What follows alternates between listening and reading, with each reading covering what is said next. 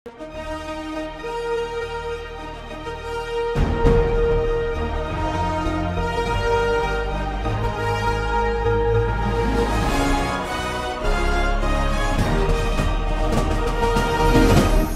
பார்த்து கொண்டிருப்பது உங்கள் ஜாஷ்வா டிவி.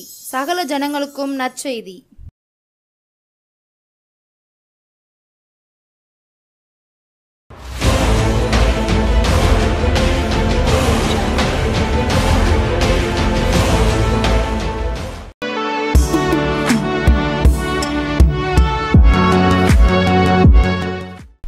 கிறிஸ்துவுக்குள் பிரியமான நம்முடைய ஜாஷ்வா டிவி அனைவருக்கும் இயேசு கிறிஸ்து நாமத்தினால் வணக்கத்தையும் வாழ்த்துக்களையும் தெரிவித்துக் கொள்கிறோம்.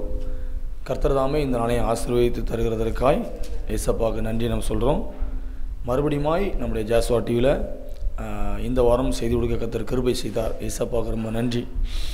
எத்தனை பேருக்கோ இல்லாத சாக்கியத்தை கர்த்தர் இந்த நாளிலும் அவரை பார்க்க, பேச, ஊழியம் செய்ய கர்த்தர் தொடர்ந்து கிருபைகளை தருகிற ஏசப்பாவுக்கு ரொம்ப நன்றி. ரெண்டாவது, நம்முடைய ஜாஷ்வா டிவியோடு கூட இணைந்து இந்த ஊழியங்களை செய்வதில் மிகுந்த சந்தோஷம் அடைகிறோம். கர்த்தர் இதன் மூலமாய் அநேக ஊழியங்களை தருகிறார். அநேக இடங்களுக்கு கர்த்தர் அழைத்து செல்கிறார். அநேக மக்களுக்கு பிரயோஜனமாய் கர்த்தர் என்னையும் எங்களையும் உயர்த்தி கொண்டிருக்கிறார். ஏசப்பாவுக்கு ரொம்ப நன்றி. மூன்றாவது, எப்பொழுதும் சொல்வது போல் இதை பார்க்கின்ற, இதை கேட்கின்ற, எங்களோடு தொடர்ந்து தொடர்பு கொள்கிற ஒவ்வொருவருக்காக நாங்கள் ஜெபிக்கிறோம். கர்த்தர் உங்களையும் உங்களுடைய குடும்பங்களையும் ஆசீர்வதிப்பாராக. ஒரு நிமிடம் கண்களை மூடி ஜெபம் பண்ணுவோம். பரிசுத்த ஆவியானவரே உமக்கு நன்றி, மகிமையானவரே உமக்கு நன்றி. ஏசப்பா, நீங்கள் கொடுத்த இந்த நல்ல நாளுக்காக உமக்கு நன்றி. இந்த நல்ல நாளிலும் ஆண்டவரே ஏசப்பா, இந்த ஜாஷ்வா டிவியின் மூலமாய் இந்த செய்தியை கேட்பதற்கு கர்த்தர் கிருபைகளை கொடுத்துருக்கிறீங்க. அதற்காக உமக்கு நன்றி. பேசுவது நான் அல்ல, பரிசுத்த ஆவியானவர் நீர் பேசுவீராக. இதை கேட்கின்ற ஒவ்வொரு இருதயத்தோடு கூட கர்த்தர் பேசுவீராக. வார்த்தையின் மூலமாய் கர்த்தர் மகிமைப்படுவீராக. எல்லா துதியும் கனத்தையும் மகிமையும் உமக்கே நாங்கள் செலுத்துகிறோம். மீட்பர் இயேசு மூலம் ஜெபிக்கிறோம் நல்ல பிதாவே, ஆமேன். கர்த்தர் தாமே இந்த நாளிலும் நம்மளோடு கூட பேசுவாராக. போன வாரத்திலேருந்து நம்ம ஒரு தலைப்பின் கீழ் நம்ம செய்தி பார்த்து கொண்டிருக்கிறோம். சங்கீதம் 55ஆம் சங்கீதத்தில்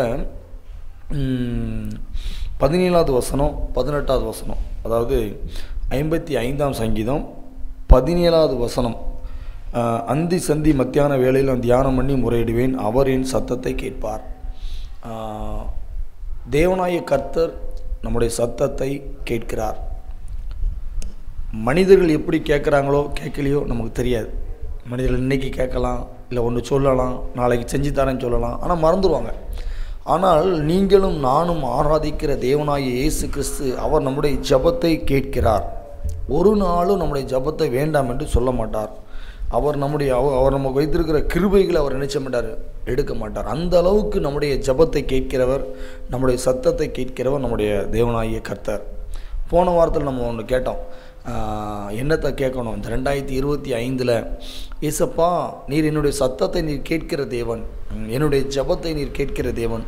அப்போ இந்த 2025 பல கேள்விகளோடு, பலவிதமான எண்ணங்களோடு நம்ம உள்ளே வந்திருக்கிறோம். 2025 எப்படி இருக்கும், நல்லா இருக்குமா அப்படின்னு சொல்லி நம்ம யோசித்து நம்ம உள்ளே வந்திருப்போம். அப்போ நம்ம கேட்பது முதல்ல நம்ம என்ன ஏசப்பட்ட சொல்லணும் அப்படின்னா, ஏசப்பா எனக்கு ஞானத்தை தாங்க அப்படின்னு நம்ம போன வாரம் பார்த்தோம். சரியா? இந்த வாரம் ஆதியாகமம் 25ஆம் அதிகாரம் 21ஆம் வசனம். ஆதியாகமம் 25:21.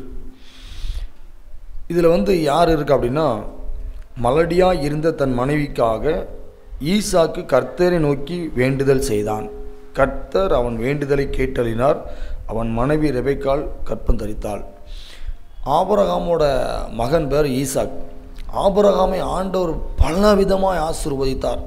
ஆபிரகாமுடைய அந்த செல்வங்கள் பார்த்திங்கன்னா இந்த பூமி தாங்க கொள்ளாத அளவுக்கு, அந்த அளவுக்கு நிறைய இருந்துச்சான்.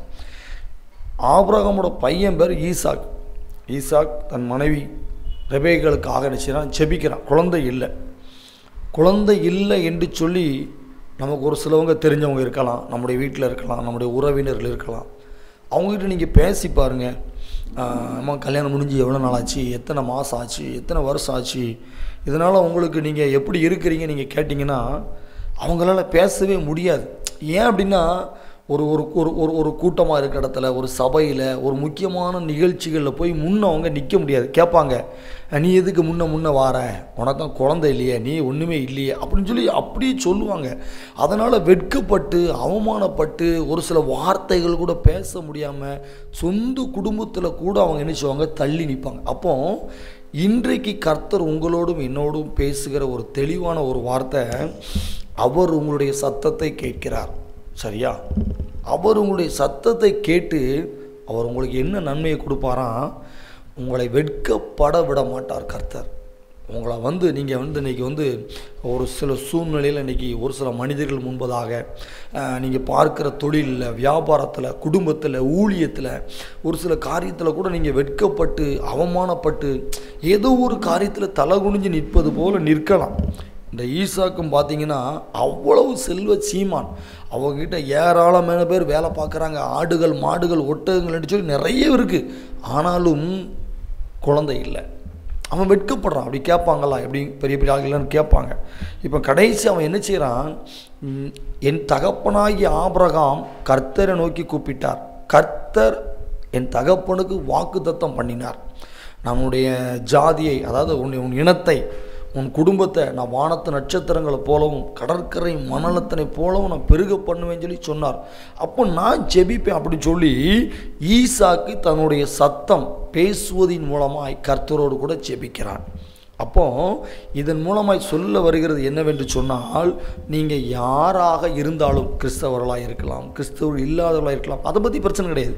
நான் சொல்கிறேன் ஒன்றே ஒன்று, ஏசப்பா எனக்கு இந்த வெட்கமான சூழ்நிலை எனக்கு வேண்டாம், நான் அவமானப்பட்டு நான் நிற்கிறேன், எனக்கு என்னால் இந்த அவமானத்தை தாங்க முடியலை, என்ன டாக்டர் ஒன்று சொல்கிறாங்க, இவங்க ஒன்று சொல்கிறாங்க, அவங்க ஒன்று சொல்கிறாங்க, அப்போ எங்களுடைய குடும்பத்தில் இந்த அவமானம் இப்படி தான் இருக்குமா, இதுலேருந்து ஒரு மாற்றம் வராதான் சொல்லி நீங்கள் அழுதுகிட்டு இருக்கலாம், புலம்பிக்கிட்டு இருக்கலாம், என்ன செய்யன்னு சொல்லி தெரியாமல் யோசிச்சுட்டு இருக்கலாம். ஆனால் இந்த டிவி நிகழ்ச்சியின் மூலமாக, இந்த செய்தியின் மூலமாய் உங்களுக்கு சொல்லுகிற ஒரு உண்மையான காரியம் என்று சொன்னால், என் தேவனாய் கர்த்தர் உங்களை வெட்கப்பட விட மாட்டார். என் தேவனாகிய கர்த்தர் அவர் நேற்றும் இன்றும் அவர் என்றும் மாறாதவர்.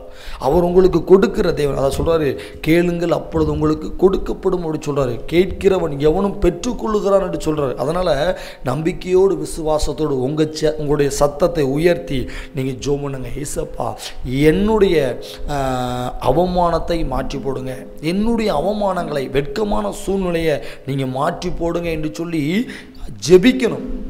ஜெபிக்கும் பொழுது கர்த்தர் அதிசயத்தையும் அற்புதத்தையும் செய்வார். இதை பார்த்தீங்கன்னா ஈசாக்கு தன் மனைவிக்காக ஜெபிக்கிறான். அவன் செய்த ஒரே ஒரு காரியம், ஈசாக்கு ஜெபிக்கிறான். சரியா? இதே அதிகாரத்தில் ஆதியாகமம் 25ஆம் அதிகாரம் 24வது வசனம் சொல்லுது, பிரசவ காலம் பூரணமான போது அவள் கர்ப்பத்தில் இரட்டை பிள்ளைகள் இருந்தது. முதல்ல இவன் ஜெபிக்கிறதுனால கர்த்தர் ரெட்டிப்பான நன்மையை கொடுக்குறார். இன்றைக்கி நீங்கள் ஏதோ ஒரு நன்மையில் எனக்கு ஒரு நன்மை கிடைக்காதா, ஒரு சூழ்நிலை மாறாதா, ஒரு நெருக்கு எனக்கு மாறாதா, இந்த அவமானம் மாறாதா, இந்த தலைகுனிவு எனக்கு மாறாதா, என்ன நினைக்கல, இப்படி ஒரு பிரச்சனையில் நாங்கள் மாட்டிக்கிட்டோம், இங்கே என்னச்சுன்னு தெரியல, ஆனால் அவமானமாக இருக்குது, வெளியே போக முடியல, வெளியே போனால் அவங்க கேட்குறாங்க, இவங்க கேட்குறாங்க, நாங்கள் என்ன செய்ய தெரியலன்னு சொல்லி நீங்கள் அழுதுகிட்டு உட்காரீங்களா? கர்த்தர் உங்களை பார்த்து பேசுகிறாரு, என் மகனே, என் மகளே, நீ அழாதே, நீ கலங்காதே, நீ பயப்படாதே, நீ திகையாதே, நான் உன்னோடு கூட இருக்கிறேன் என்று கர்த்தர் சொல்லுகிறார். பயப்படாதீங்க, கலங்காதீங்க, நீங்கள் திகைக்காதீங்க, உங்களை அழைத்தவர் உண்மை உள்ளவர். இந்த டிவி நிகழ்ச்சியை பார்க்க வைத்த தேவன் அவர் உண்மை உள்ளவர். அவர் சொல்கிறார், உன்னை வெட்கப்பட விட மாட்டேன், உன்னை நான் வெட்கப்பட விடவே மாட்டேன், உனக்குள் இருக்கிற அவமானங்கள் தொடர்ந்து வராது, உன்னுடைய அவமானங்களை, வெட்கத்தை எல்லாம் எடுத்து போடுவேன். ஆனால் நம்ம செய்ய வேண்டிய ஒன்றே ஒன்று, ஏசப்பா நான் ஜெபிக்கிறேன், நான் என் சத்தத்தை உமக்கு நேராக நான் திருப்புகிறேன். நான் மனுஷன்கிட்ட பேசி ஒன்றும் கிடைக்காதுங்க, உன் சொந்தக்காரங்க கிட்ட பேசி ஒன்றும் கிடைக்காது. ஆனால் கர்த்தர்கிட்ட சொல்லுங்கள், ஏசப்பா என் அவமானங்களை மாற்றுங்க, என் அவமானங்களை மாற்றுங்க, என் வெட்கங்களை மாற்றுங்க. ஒரு நெருக்கமாக இருக்குது, இந்த நெருக்கத்தின் மூலமாய் நாங்கள் வெளியே போய் பேச முடியல, இந்த அவமானங்களை மாற்றுங்கன்னு சொல்லும்போது கர்த்தர் உங்களுக்கு ரெட்டிப்பான நன்மைகளை தருவார். நான் விசுவாசிக்கிறேன். நான் கடந்து வந்த பாதைகள், இதே பாதைகள் வழியாகத்தான் நானும் கடந்து வந்திருக்கிறேன். இதோட சூழ்நிலைகள் சொல்லி எனக்கும் தெரியும். அதனால தான் நான் சொல்கிறேன், நீங்கள் மனிதர்களை நாடி தேடி ஓடுவதை விட, ஒவ்வொரு ஆஸ்பத்திரிகளாய் நாடி தேடி ஓடுவதை விட, நிறைய மனிதர்களை நாடி தேடுவதை விட, யாரும் எதுவும் உங்களை தந்து நிறையாது, யாரும் உங்களுக்கு எதுவும் கொடுக்க மாட்டாங்க. ஆனால் உங்களை கொடுக்கிறவர் ஒருத்தர், உங்களுக்கு கொடுக்கிறவர், உங்களை ஆசீர்வதிக்கிறவர், உங்களை உயர்த்துகிறவர், உங்களுடைய அவமானங்களை நன்மையாய் மாற்றுகிறவர், இரட்டிப்பான நன்மைகளை கொடுக்கிறவர் இயேசு கிறிஸ்து மாத்திரம்தான். அவர்தான் உங்களை ஆசீர்வதிக்க முடியும். அவர் உங்களுடைய சத்தத்தை அவர் கேட்கிறார். உங்கள் சத்தம் வீண் போகாது. நீங்கள் மனிதர்கள்ட்ட பேசி பேசி அது வேஸ்ட்டுங்க. நீங்கள் மனிதர்கள்ட்ட பேச பேச எதுவுமே கிடைக்காது. ஆனால் ஏசப்பாட்ட பேசுங்க. இந்த ஈசாக்கு தன் மனைவிக்காக ஜெபிக்கிறான். இரட்டிப்பான நன்மையை கர்த்தர் கொடுக்கிறார். ஒருத்தன் பேர் ஏசா, இன்னொருத்தர் பேர் யாக்கோபு. கர்த்தர் இரட்டை பிள்ளைகளை கொடுக்கிறார். இதே மாதிரி நீங்கள் இன்னொரு சம்பவத்தில் நீங்கள் பார்த்தீங்கன்னா 1 சாமுவேல் 1ஆம் அதிகாரம் 10வது வசனம். 1 சாமுவேல் 1ஆம் அதிகாரம் 10வது வசனம். அன்னாள் என்கிற ஒரு பெண் வருடம் வருடம் அந்த ஆலயத்துக்கு வருகிறாள். இந்த முறை வரும்பொழுது ரொம்ப மனங்கசந்து அழுகிறாள். ஆண்டவரே, நான் அவமானத்தோடு வந்திருக்கிறேன், ஒரு நிந்தனையோடு நான் அந்த இடத்துக்கு வந்திருக்கிறேன், எனக்கு எங்கே போனாலும் நிம்மதி இல்லை, நான் நம்முடைய ஆலயத்தை தேடி வந்திருக்கிறேன், இந்த சபையை தேடி நான் வந்திருக்கிறேன், என்னால் பேச முடியல, நான் அழுகிறேன், ரொம்ப அவமானமாக இருக்குது அப்படின்னு சொல்லி அன்னாள் என்கிற ஒரு பெண், நீங்கள் இந்த 1 சாமுவேல் 1ஆம் அதிகாரம் வாசித்து பார்த்தீங்கன்னா உங்களுக்கு தெரியும். 10வது வசனம் சொல்லுது, அவள் போய் மனங்கசந்து மிகவும் அழுது கர்த்தரை நோக்கி விண்ணப்பம் பண்ணுகிறாள். அவள் யார்கிட்டையும் பேசலை. அவளுக்கு ஒன்று தெரியுது, நான் ஏசப்பாட்ட ஜெபம் பண்ணுவேன், அவர் எனக்கு இருக்கிற அவமானத்தை மாற்றுவார், அவர் என்னுடைய நிந்தனையை மாற்றுவார், அவர் எனக்கு இருக்கிற நெருக்கத்தை மாற்றுவார், என்னை வாழ வைப்பார் அப்படின்னு சொல்லி அன்னாள் தேவனுடைய ஆலயத்தில் போய் தேவனை நோக்கி பார்க்கிறாள். இன்றைக்கி நிறைய பேர் தொழில் பார்க்கலாம், வியாபாரங்கள் பார்க்கலாம், விவசாயம் பார்க்கலாம், இன்னும் நிறைய நல்ல காரியங்களுக்கு நம்ம முயற்சி எடுக்கலாம். ஆனால் எல்லா நேரத்திலும் சரியானபடி வருவதில்லை. நாம் நினைப்பதொன்று நடப்பதொன்று. அதனால் நம்ம ஒரு சில நேரத்தில் பண தேவைகளை மாட்டிக்கிடுவோம், பொருளாதார தேவைகளை மாட்டிக்கிடுவோம். நம்ம நினச்சிருப்போம் இந்த காரியம் நடந்திருந்தால் இந்த காரியம் நடத்திடலாம்னு சொல்லி நம்ம நினைப்போம். ஆனால் எதிர்பாராத நேரத்தில் நாம் நினைத்தது ஒன்று நடத்தது தலைகீழாக நடந்திருக்கும். அப்போ அந்த கேள்விக்கு பதில் என்ன, அந்த பிரச்சனைக்கு பதில் என்ன? அப்போ நம்ம யாரையும் நம்பி நம்ம இந்த களத்தில் இறங்கினோமே, யார்கிட்டையும் நம்ம கொடுத்தோமே, அப்போ இது நான் என்ன செய்ய, நான் மாட்டிக்கிட்டேனே, என்னால் அந்த உலகத்தில் வெளியே போக முடியலையே, நான் என்ன செய்ய அப்படின்னு சொல்லி இன்றைக்கி நிறைய பேர் தெரிந்தும் தெரியாமலும் ஒரு சில காரியங்களுக்குள்ளாய் மாட்டிக்கொண்டு பல லட்சங்களை என்ன செய்தாங்க, அந்த தொழிலுக்குள்ள உள்ளே போட்டு பல லட்சங்களை பல மனிதர்கள்ட்ட கொடுத்து என் மகனுக்கு ஒரு வேலை வாங்கித்தாங்க, என் மகளுக்கு ஒரு வேலை வாங்கித்தாங்க, இப்படி அநேக காரியங்கள். ஒரு சிலர்லாம் எனக்கு தெரிஞ்ச ஒரு ஆள்லாம் உண்டு, ஒரு தொழில் பார்த்துக்கிட்டு இருந்தாங்க. அவங்க நல்ல வருமானம் ஓடிக்கிட்டு இருந்துச்சு. அவங்க அடுத்தால பார்த்தீங்கன்னா இதே தொழிலை அடுத்தால அப்படி டபுளாக போட்டு அந்த தொழிலை பெருசாக்குறாங்க. அப்போ அதுக்கு பல லட்சங்களை இன்வெஸ்ட் பண்ண வேண்டியிருக்கு. பல லட்சங்கள் போடும்போது பல தேவைகள் உண்டு, அதுக்கு ஆள் எடுத்து போடணும், அதுக்கு. ஆனால் அவங்க எதிர்பார்த்த மாதிரி அந்த பெரிய நிறுவனமாக ஆரம்பிக்கும் பொழுது அதை ரன் பண்ண முடியலை. கடைசியில் பார்த்தீங்கன்னா எல்லா பக்கம் லாக் ஆகிட்டு, எதிர்பார்த்த மாதிரி கஸ்டமர் வரல, இவங்களுக்கு காசு கொடுக்கணும், இவங்க காசு கொடுக்கல, இவங்க காசு கொடுக்கணும், அவங்க நெருக்குதாங்க.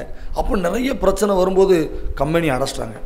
அப்போது அவங்கள பார்த்து பேசும்போது சொல்லுவாங்க, நாங்கள் நினச்சது வேறு, நாங்கள் பேசாமல் அந்த கடையாக வச்சுருந்துக்கலாம் போலத்துறதா, இவ்வளோ பெரிய கடை கட்டுறது வேஸ்ட்டாக போச்சு.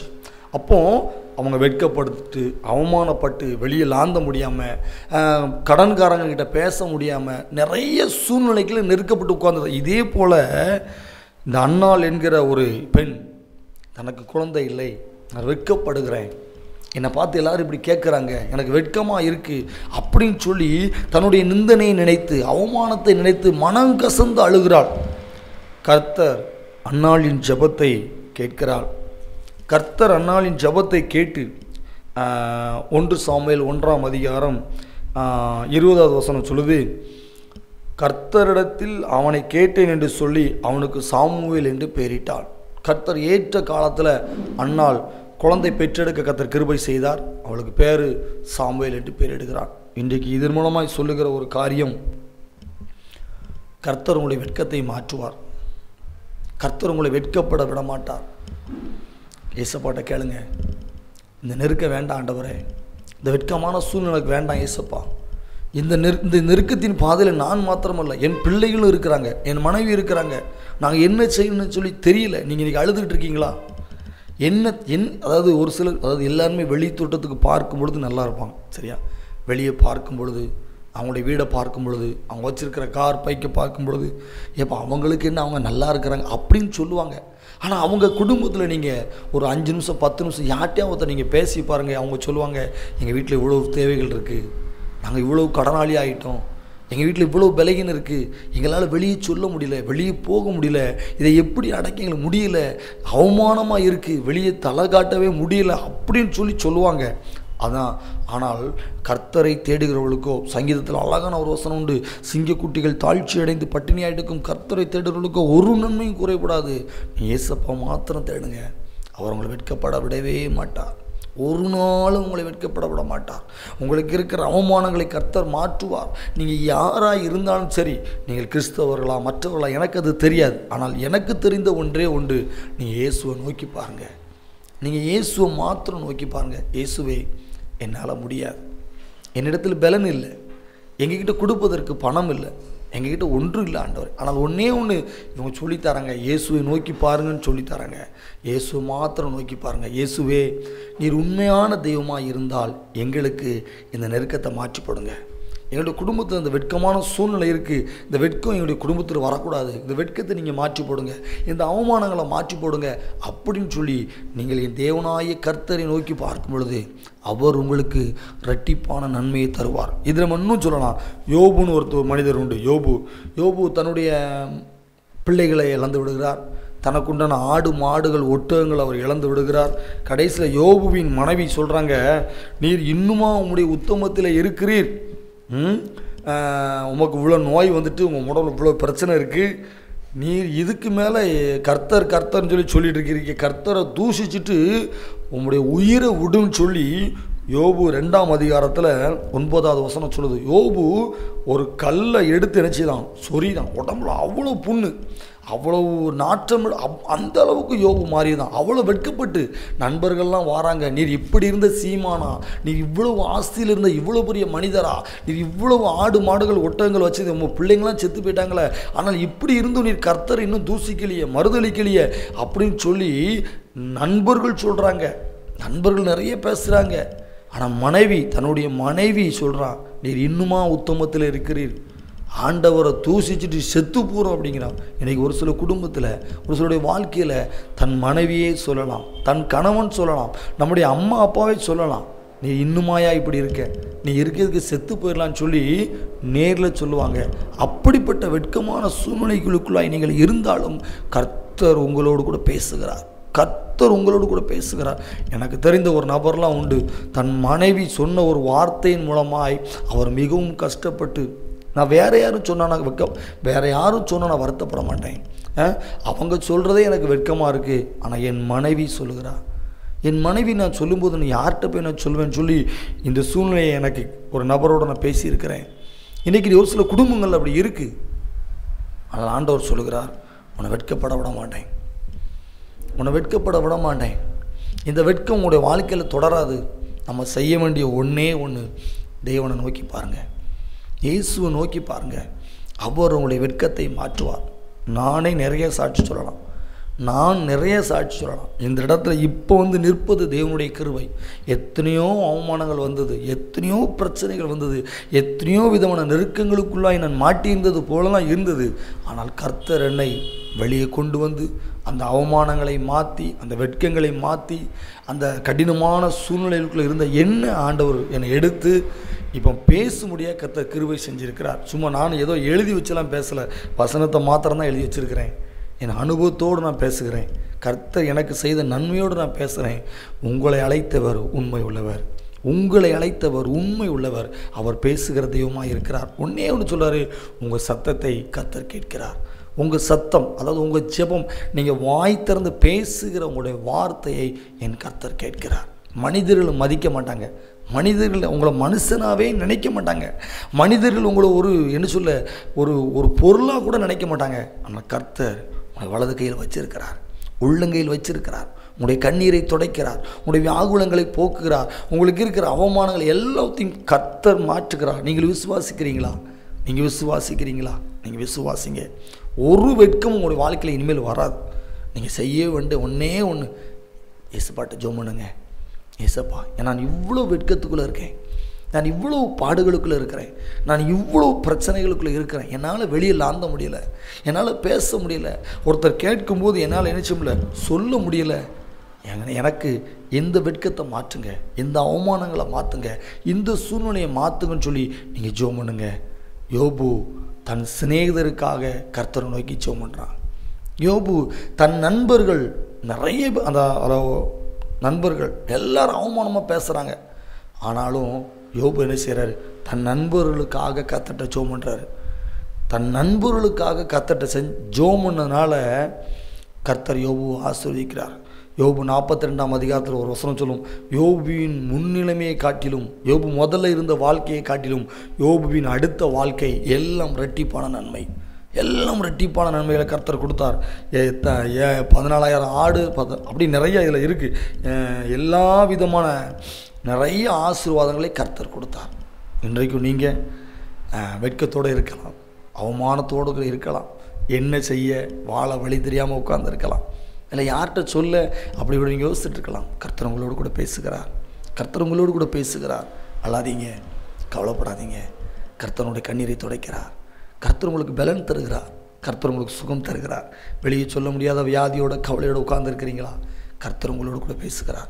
கர்த்தர் உங்களுக்கு சுகத்தை தருகிறார், பரிபூர்ணமான சுகத்தை கொடுக்குறார். உங்களை வெட்கப்பட விட மாட்டார். செய்ய வேண்டிய ஒன்றே ஒன்று, அவர் உங்களை எங்கேயும் கூப்பிடலைங்க, நீ அங்கே வா, இங்கே வா, அந்த ஊருக்கு வா அப்படி சொல்லி கூப்பிடலைங்க. இருக்கிற இடத்துல, இந்த இடத்துல ஒரு நிமிஷம் கண்ண மூடி, இயேசுவே எனக்கு இருக்கிற வெட்கத்தை மாத்திரம் எடுத்து போடுங்கன்னு சொல்லி ஒரு நிமிஷம் நீங்கள் ஜெபம் பண்ணுங்க. கர்த்தர் உங்களுக்கு இருக்கிற எல்லா வெட்கமான சூழ்நிலையிலும் எடுத்து போடுவார். ஜெபம் பண்ணுமா? நன்றி இயேசப்பா, பரிசுத்த ஆவியானவரே உமக்கு நன்றி. இந்த வேளையில் இயேசப்பா, இந்த செய்தியை கேட்கிறவர்கள் யார் என்பது எனக்கு தெரியாது, எப்படிப்பட்டவர்கள் என்று சொல்லி எனக்கு தெரியாது. ஆனாலும் ஆண்டவரே, உம்மை நோக்கி கூப்பிடுகிற இந்த இருதயத்தை கர்த்தர் கண்ணோக்கி பாருங்கப்பா. இவருடைய இருதயம் கலங்காமலும் திகைக்காமல் இருக்கட்டும். இவருடைய கண்ணீரை கர்த்தர் தொடங்க, பலகீனங்களை கர்த்தர் மாற்றுங்க, அவமானங்களை மாற்றுங்க. குறிப்பாக இவர்கள் எந்த காரியத்தை குறித்து வெட்கப்பட்டு இருக்கிறார்களோ அந்த வெட்கமான சூழ்நிலைகளை கர்த்தர் எடுத்து போடுங்கப்பா. நன்மையும் கிருபையும் தொடரட்டும். இந்த உலகத்தில் இவர்கள் வாழ்வதற்கு நல்ல வாழ்க்கையை கொடுங்க. இவர்கள் இந்த உலகத்தில் வாழ்வதற்கு புதிய பலனை கொடுங்க. இவர்கள் இந்த உலகத்தில் வாழ்வதற்கு புதிய வழிகளை கர்த்தர் தரம் கொடுங்க. இந்த 2025 ஆண்டவரை ஒரு நல்ல ஒரு ஆண்டாய், ஒரு ஆசீர்வாதமான ஒரு ஆண்டாய், அப்போ பல நன்மைகள் கிடைக்கின்ற ஒரு ஆண்டாய் கர்த்தர் கிருபை செய்வீராக. துதிகன மகிமையெல்லாம் உமக்கே செலுத்துகிறோம். பிரேசு மூலம் ஜெபிக்கிறோம் நல்ல பிதாவே, ஆமென். தொடர்ந்து நீங்கள் ஜெபம் பண்ணிக்கோங்க. எங்களுடைய வீட்டில் வைத்து நாங்கள் ஒவ்வொரு மாதமும் 2வது சனிக்கிழமை நல்லூரில் வைத்து 10 மணிலேருந்து 1 மணி வரைக்கும் ஒரு உபவாச ஜெப கூடுகை நாங்கள் நடத்திட்டு இருக்கிறோம். நீங்கள் முடிஞ்சால் நீங்கள் வாங்க, எங்கள் வீட்டுக்கு வாங்க, அட்ரஸ்லாம் பின்னாடி வரும். ஒவ்வொரு மாதமும் 2வது சனிக்கிழமை 10 மணிலேருந்து 1 மணி வரைக்கும் எங்களுடைய வீட்டில் வச்சு நாங்கள் என்ன செய்கிறோம், ஒரு உபவாச ஜெப கூட்டம் நடத்துகிறோம். முடிஞ்சால் நீங்கள் வாங்க, உங்களுக்கு தெரிஞ்சவங்களையும் கூட்டு வாங்க. கர்த்தர் உங்களை ஆசீர்வதிப்பாராக. நன்றி.